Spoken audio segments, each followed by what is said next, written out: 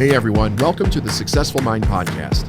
On today's episode, I'll be sharing with you the importance of a strong self-image and the important role that constant action plays into that. Also, I wanted to give you a heads up that about halfway through the audio, I experienced some technical difficulties. That will be a definite change in the quality of the sound, but the content was so good that I wanted to get it out anyway. I do hope that you'll stick through to the end. Let's get into it. You're listening to the Successful Mind Podcast.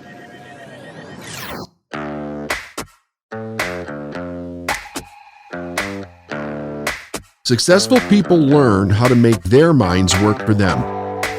I'm David Nagel, and this is the Successful Mind Podcast.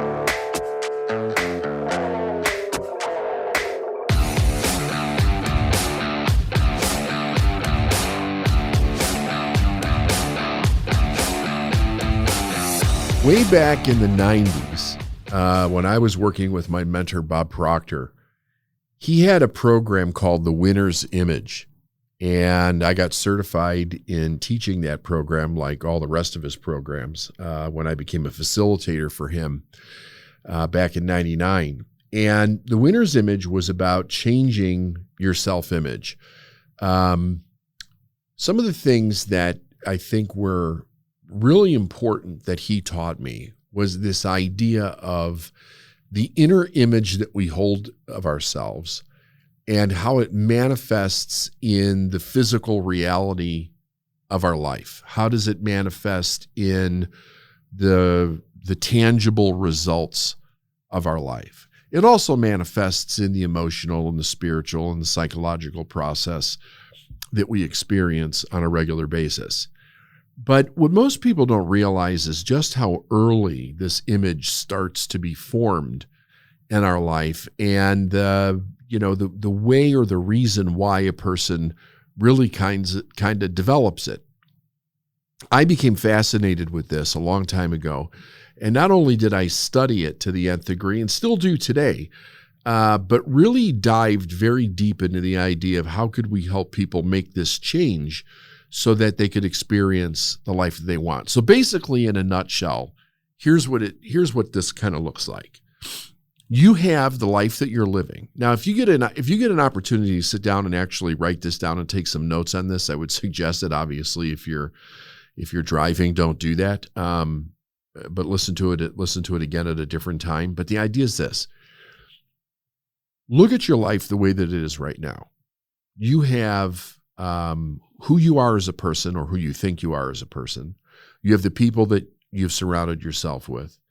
You have the lifestyle that you live. And within that lifestyle is the structure of things that you like to do, things maybe you don't like to do, things that you have to do, responsibilities, values, family, that type of stuff.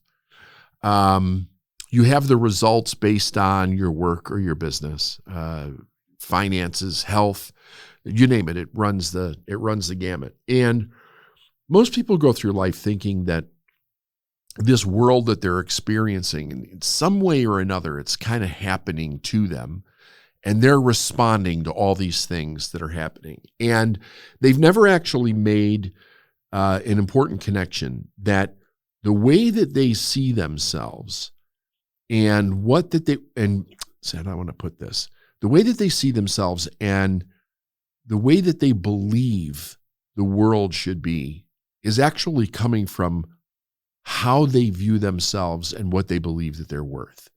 In other words, do they believe they're worth living an amazing life, overcoming amazing challenges, living in an amazing body if that's what they want, having unlimited income, building a business, having amazing friends and people in their life, doing fun and exciting things?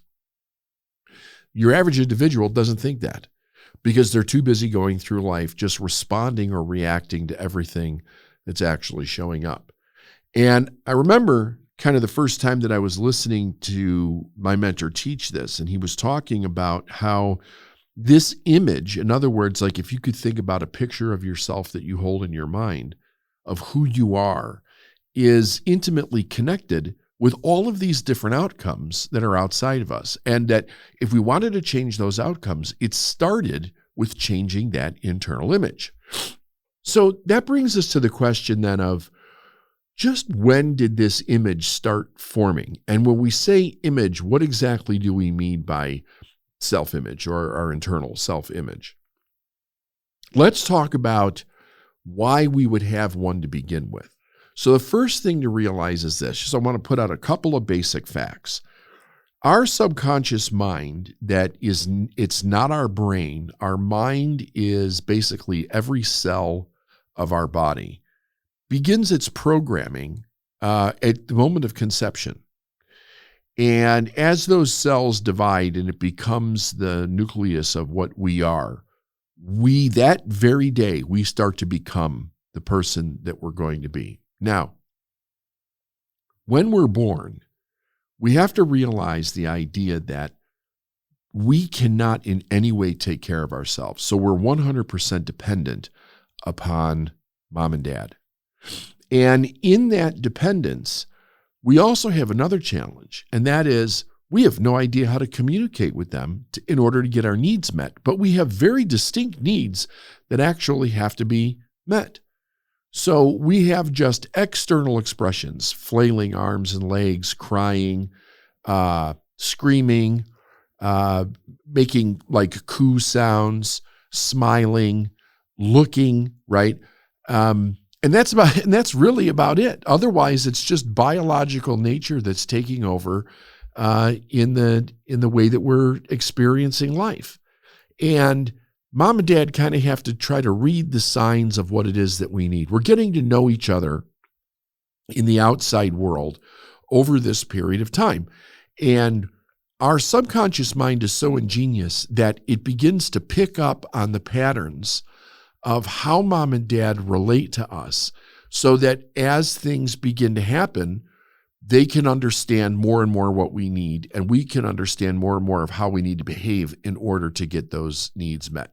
So as these patterns start to develop, they start to get reinforced by something that we call the consistency of action.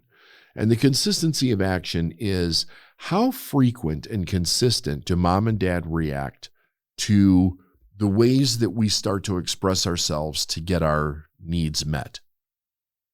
And this is important because it tells us whether we're doing something in a way that's working or not working. And I won't even say right and wrong. And the reason for that is because for about the first 7 years of our life, we don't really have much of a conscious mind developed.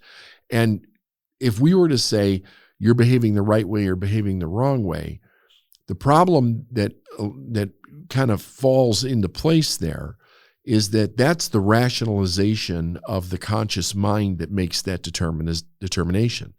Mom and dad have to start guiding us and giving us meanings to things that we need to remember and then associate with consequence.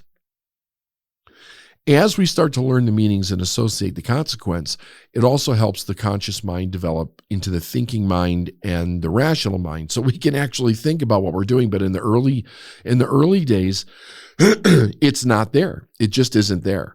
So all we're doing is we're subconsciously reacting to everything that's going on around us. Now, what happens, though, if mom and dad are not consistent? What happens if mom and dad in some way are dysfunctional? What happens if mom and dad are toxic in some way? What happens if you don't have really great parents? What happens if they get distracted? What happens if there is some kind of a traumatic event that happens in their lives and it affects you? And I can go on and on with different descriptions here. As the different patterns get interrupted, we have to respond to those interruptions. And there's no way for us to make any kind of decision in our mind like, well, why is it that yesterday I got fed when I was hungry and today they don't seem to notice that I'm hungry at all? Or why is it that my diaper got changed yesterday, but today they don't notice it at all? We're not even thinking that. We're just consistently trying new behaviors in order to get the needs met. So over a period of time, once we develop these patterns, we then reach the age where they actually start to try to teach us these meanings and the consequence that goes with those meanings. Here's what's fascinating about this. little babies, and as they start to move into 2-year-olds, 3-year-olds, 4-year-olds, 5-year-olds, they don't know if they're doing something wrong. And very often, a parent will respond or react in a way where they've experienced enough harshness in their life that it gets kind of like transposed onto that child. If they've been shamed, they'll shame the child. If they've been guilted, they'll guilt the child. If life is very rough for them, they'll make it very rough for the child. They'll communicate that in the emotion. They'll communicate it in the language. They'll communicate it in the how loud they're verbally talking. And sometimes with some parents, they'll communicate it physically, good and not good, right? So we have to keep this in mind. All of this is starting to form the idea of how we feel in our environment. And if things are consistent, we generally feel content in our environment. There's a feeling of contentness within that little baby. If things are not content, then the child is kind of ill at ease. They're not really feeling content about what's actually happening to them. And then that begins to spread over into as they begin to learn how to think. All of this is setting up the foundation of the self-image of that child. Now, as a child begins to understand language and understand the meaning behind language, it's consistently being communicated to that child from the people that are surrounding it. So maybe the child has siblings, the child has parents, the child will have teachers, there may be clergy involved, there may be friends and family, neighbors, all kinds of individuals are having an input on what that child is listening to, what it is that they're watching, what they're experiencing outside of themselves. And today, more than ever, media even plays an influence on the child's life. So this information is taken in and it's internalized, and it begins to be internalized based on what this child believes about itself. So in the very early years of this child's development, it's either getting positive reinforcement or it's getting negative reinforcement. I mean, nobody's perfect, and I'm not saying that anybody even should be perfect, but the idea is whatever reinforcement that kid's getting on a regular basis is going to be the dominant idea that they're carrying in their mind.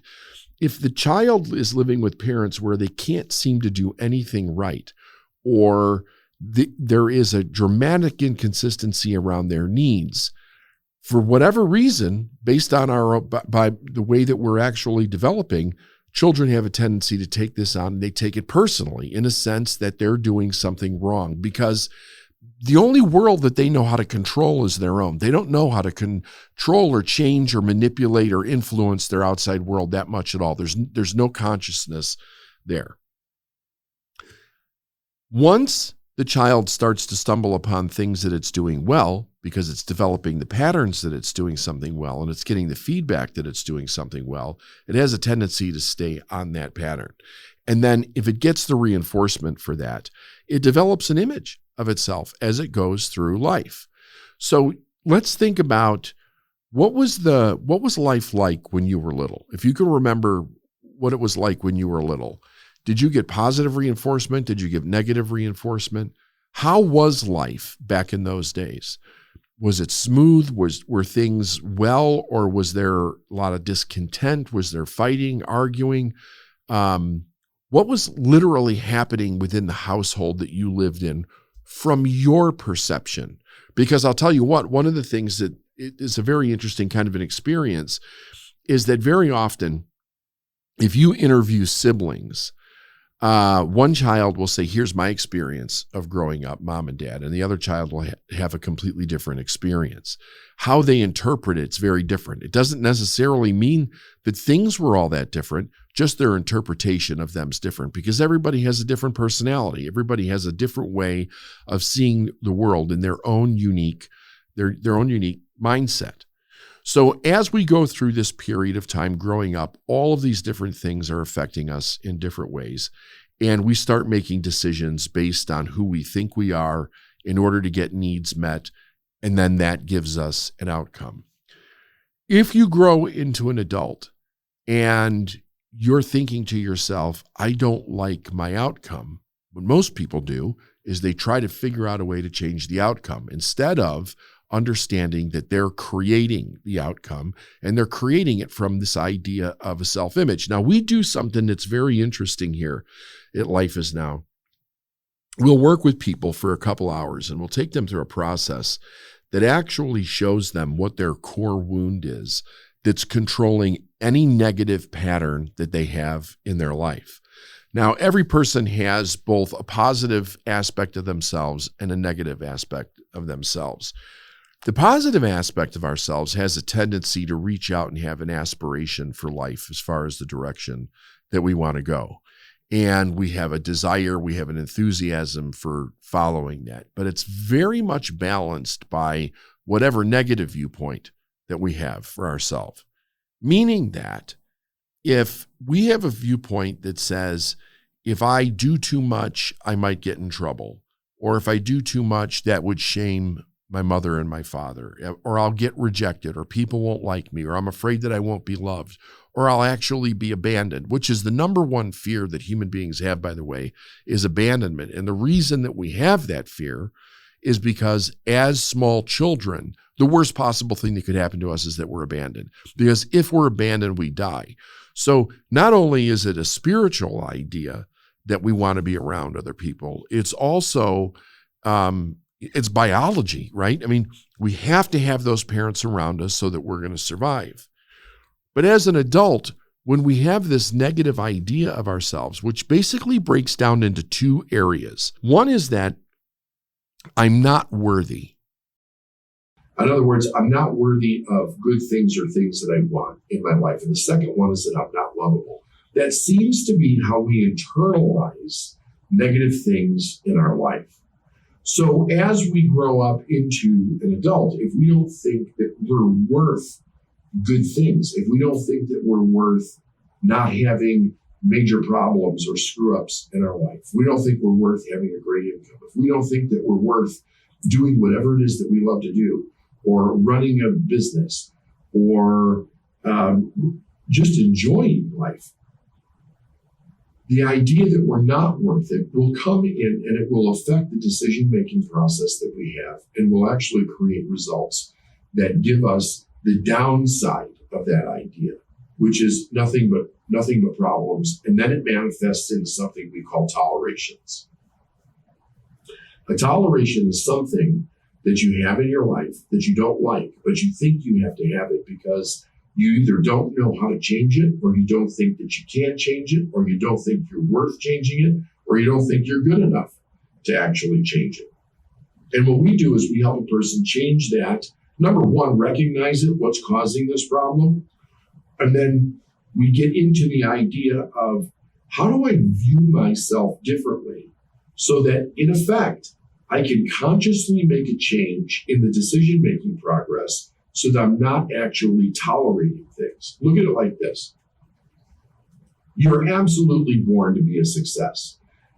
Not only is every human being born to be a success, but every form of life is born to be a success. It would be antithesis of the idea for life to be born to be a failure, right? Life is there to express, to contribute to life, and to continue to move on and thoroughly work through and grow during that time period that we're alive. We could not contribute in any way if we weren't a success. We would be totally in need upon society, so to speak. So the idea is, how can we actually be successful? Well, in order to be successful, we have to see ourselves as a success, which means that we have to be worthy of success. If we don't see ourselves that way, then again, we're going to make decisions that are based on the idea that we can't effectually change what's happening in our life. Make a list of things that are happening in your life that you're actually tolerating, right? In other words, things that are in your life that you don't like, that you would wish would change or you would love to change, but for whatever reason, they're not changing. That is an absolute toleration. Now, if we're born to be a success, that means that we, because we have this amazing power to choose, we can change anything so that we're no longer tolerating it in our life. And if you have that conscious conversation with most people, they'll be like, yeah, I guess I could make a choice, but, and then they have all these reasons or excuses why they can't. So the question would come from then, well, what's causing those reasons or excuses? If you back it all the way down into the subconscious self-image of that person, it's because they don't think they're actually worth changing that excuse. Now, there could be a million different stories as to why they don't think that. That is not important. What's important is to understand that you can, and that you can bring the conscious idea of literally changing your own self-worth so that you change your image.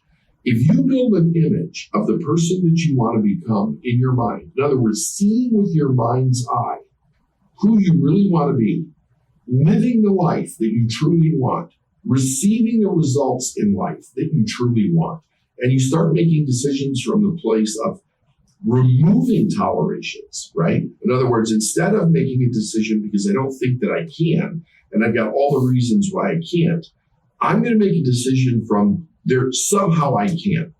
I don't need to know how. What I need to do first and foremost is to make the decision that I can. When I make the decision, the way for the thing that I want to be, do, or have will begin to show up, but the decision must come first. And by the way, that's with everything in life. The decision comes first, the way comes second. Most people live their life in reverse. They won't make a decision until they know how something is going to happen. And I'm here to tell you that there is no life form on the planet that operates that way except for human beings. And the only reason that we do is because somebody gave us false information about the way that we're supposed to live. That came from the idea of you want to live a life without making any mistakes. And the truth is that mistakes are our greatest gift. We only learn by making mistakes, by the conscious acknowledgement that we're not doing something right or we did something incorrect. We can then reevaluate what we're doing and learn how to do it the right way. But if all we try to do is avoid mistakes, we make no progress forward because we keep doing the same thing in the same way and we have no growth. Growth requires that we actually make mistakes. And literally, it will build your self-esteem into the person that you want to become.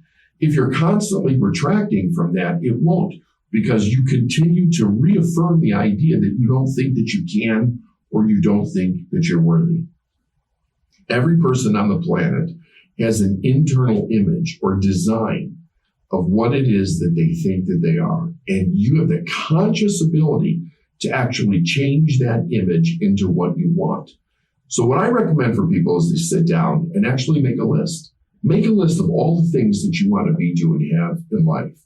Then carefully construct an image in your mind's eye of you being, doing, and having that. See yourself living that life and repeat it to yourself every day. In other words, take 2-3 times a day where you can sit down, relax, and actually view yourself, seeing yourself living that life, telling yourself that you're worth whatever it is that you want to do and that you can do it and that you will do it. And in a very short period of time, if you make decisions based on the idea of where I want to go and not how I'm going to get there, you will completely change your self-image. And the great thing is that over time, it'll speed up. Like the process of you getting better and better and better is going to continue to speed up. You'll be more confident. You'll be more certain. You'll have more courage. You'll be able to accept a greater and grander vision for yourself as you continue to move forward. And you will totally change the image that you carry of yourself and be the best person that you can possibly be in this lifetime. Have a great day, everyone. All right.